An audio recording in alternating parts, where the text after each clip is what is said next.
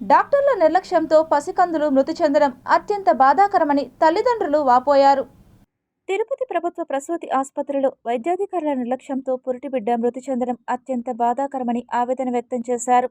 బుధవారం ఉదయం ప్రసవ నొప్పులతో తిరుపతి మెటర్నిటీ హాస్పిటల్లో అడ్మిట్ అయిన మహిళ మధ్యాహ్నం మగబిడ్డకు జన్మనిచ్చింది.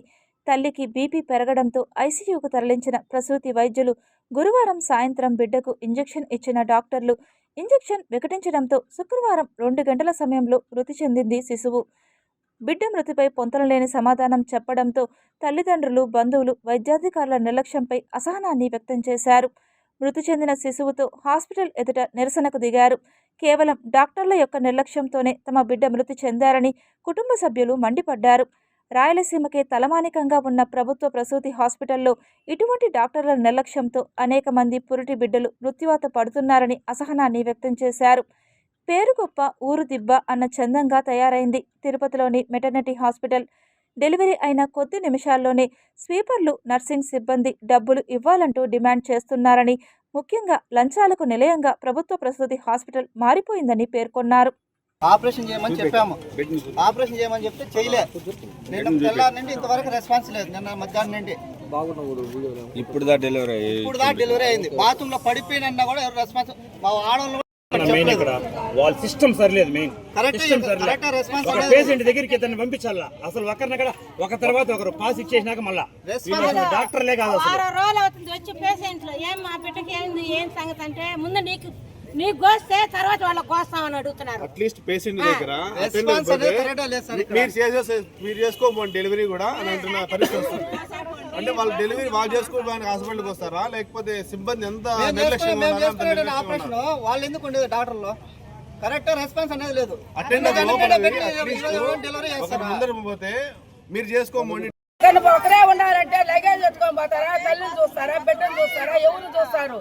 ఒక మనిషిని పెట్టాలంటే ఆ ఒక మనిషిని పెట్టిన వల్ల మాట్లాడగలుగుతున్నాం కాబట్టి మాట్లాడుతున్నామా. ఆడొక బాబు చనిపోయినాడు.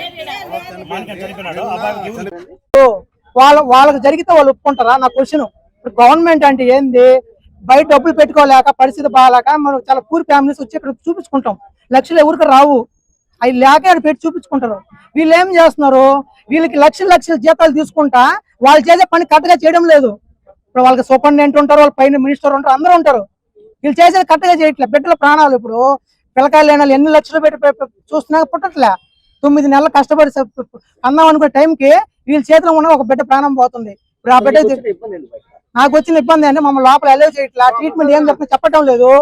ఇప్పుడు వాళ్ళ మీద మాకు నమ్మకం లేదు. ఇప్పుడు ఈ బిడ్డకు జరిగినట్టు మా బిడ్డ తగిన గ్యారంటీ ఏంది?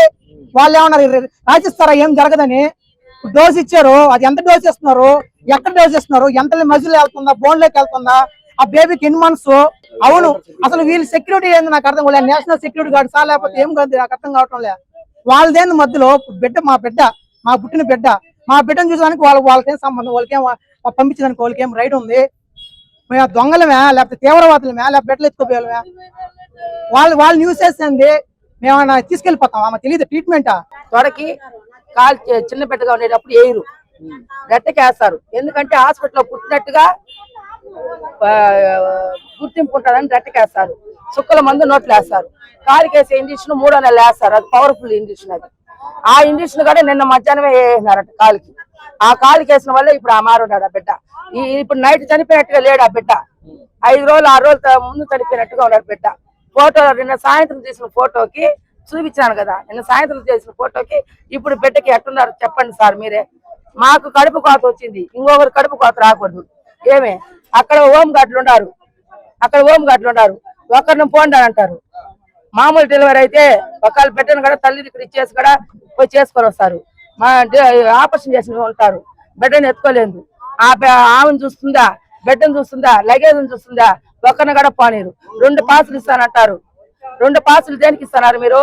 ఒకరి తర్వాత ఒకరు పావొచ్చనే కదా ఇస్తున్నారు.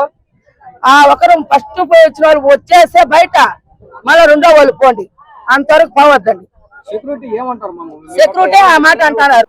నైట్ ఒక బేబీకి ప్రాబ్లం అయ్యి బేబీ చనిపోయింది కదా, దానికి వ్యాక్సిన్ వేసుకున్న దానివల్ల అయిందేనని పేషెంట్ వాళ్ళు చెప్తున్నారు. బట్ నిన్న 28 మందికి బేబీస్కి వేశారు.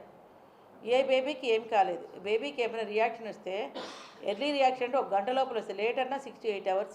సో ఎప్పుడో పొద్దున వేసింది సాయంత్రం మిడ్ నైట్ 1 గంటకి అయ్యేది మాత్రం వ్యాక్సిన్ వల్ల కానే కాదు.